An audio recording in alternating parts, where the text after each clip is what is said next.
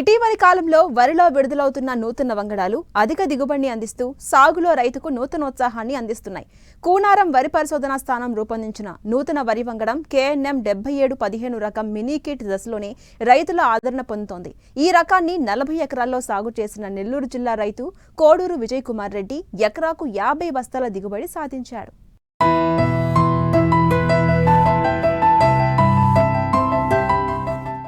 ఇదిగో ఇక్కడ కనిపిస్తున్న ఈ వరి పైరును చూడండి. పొడవైన కంకులతో ఆశాజనకంగా ఉన్న ఈ వరి రకం KNM 7715 రకం. కూనారం వరి పరిశోధనా స్థానం వారు రూపొందించిన ఈ వరి వంగడం ఇంకా మినీ కిట్ దశలోనే ఉంది. బీపీటీ రకాన్ని పోలి ఉండే ఈ మధ్యస్థ సన్నగింజ రకాన్ని సాగు చేశారు నెల్లూరు జిల్లా కొడవలూరు మండలం పెమ్మారెడ్డిపాలెం గ్రామానికి చెందిన రైతు కోడూరు విజయ్ కుమార్ రెడ్డి. ఇది తినడానికి అనువైన ఫైన్ రకం. పంటకాలం 135 రోజులు. ఖరీఫ్కు అన్ని ప్రాంతాలలో అనుకూలం. చలి ప్రభావం లేని ప్రాంతాలలో యాసంగిలో అంటే నీటి సౌకర్యం ఉన్న చోట్ల వేసుకోవచ్చు. అగ్గి తెగులు సమర్థవంతంగా తట్టుకుంటుంది. దోమపోటు కొంతవరకు తట్టుకుంటుంది. పైరు చేను మీద పడిపోదు. 100 కిలోల వడ్లను మర ఆడించినప్పుడు 60 నుండి 63 కిలోల వరకు బియ్యం వస్తాయి. బీపీటీకి ప్రత్యామ్నాయంగా రూపొందించిన ఈ రకం ఎకరాకు 50 బస్తాల దిగుబడి వచ్చిందని చెప్తున్నారు రైతు. KNM 7715 వెరైటీ కూనారం నుంచి బ్రీడర్ సీడ్ తెచ్చి లాస్ట్ ఇయర్ ఖరీఫ్లో 10 కేజీలు తెచ్చేసాను. దాన్ని డెవలప్ చేసి 40 ఎకరాలు రబీలు వేసాను. 4 పుట్ల ఎత్తుములైంది. తెగుళ్ళు తక్కువ, స్టెమ్ బొట్టుకుంటుంది, దోమపోటు రాదు. ఇది మార్కెటింగ్ అన్నం కూడా రైతులకు అందరికి ఇచ్చాను. గింజ కట్టకుండా కూడా బాగుంది, అన్నం బాగుంది. అందువల్ల ఈ వెరైటీ బీపీటీనికి క్రాస్ చేస్తుంది. మొదటి కారికే నెంబర్ 1 వెరైటీ. మందులు కూడా తక్కువ అండి. దోమ కాటుకు కూడా తట్టుకుంటుంది. నేను రబీలో 40 ఏకర్స్ వేసానండి. 40 ఎకరాలు వేసాను. ఈల్డింగ్ బాగుంది. 4 పుట్ల 5 తుమ్ములైందండి ఎకరాకి, అంటే 50 బస్తాలు. సాటి రైతులు కూడా కొంతమంది వేసారు, వాళ్ళకు కూడా బాగున్నది. రైతులకి ఇది మంచి వెరైటీ అని చెప్తాను, వేసుకోమని చెప్తున్నాను. ఇక వాళ్ళ అవగాహన ఎట్లుంటుందో మనకు తెలియదు, వేసుకుంటాం అని అంటున్నారు. సీడ్ మాత్రం మొత్తం కొద్దిగా ఉంది, సీడ్ కూడా ఎక్కువ లేదు నా దగ్గర.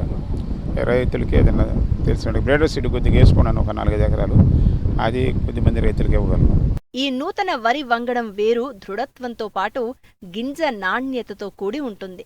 ఒక్కో దుబ్బకు అధిక సంఖ్యలో వస్తున్నాయి. తక్కువ పెట్టుబడి, తక్కువ ఎరువులతోనే అధిక దిగుబడి వస్తూ ఉండడంతో చుట్టుప్రక్కల రైతులు ఈ రకాన్ని సాగు చేసేందుకు సిద్ధమవుతున్నారు. KNM 7715 కొత్తగా వచ్చిన వంగడం.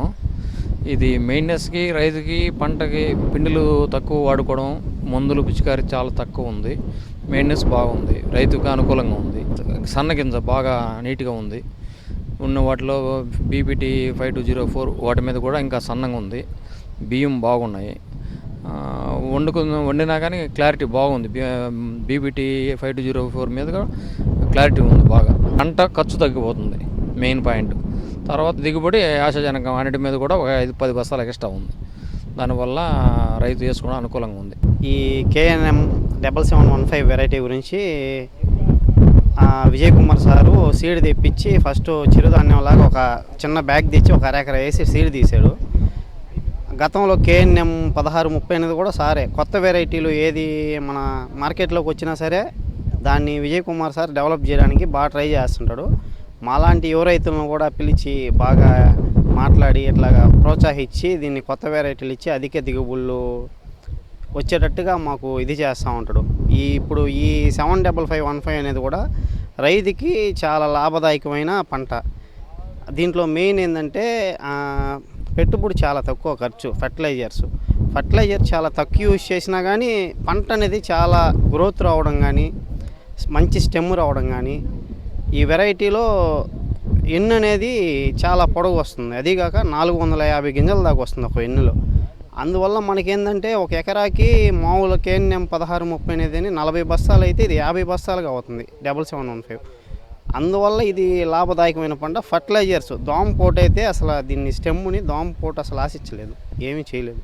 ప్లస్ ఇంకేదైనా కానీ చల్లదెగులని, ఇంకేదైనా మోంపిప్పని ఏది చేయాలన్నా కానీ స్టెమ్ అనేది బాగా హెవీగా ఉండేసరికి కొంచెం లాభదాయకమే పంట అనేది ఇది.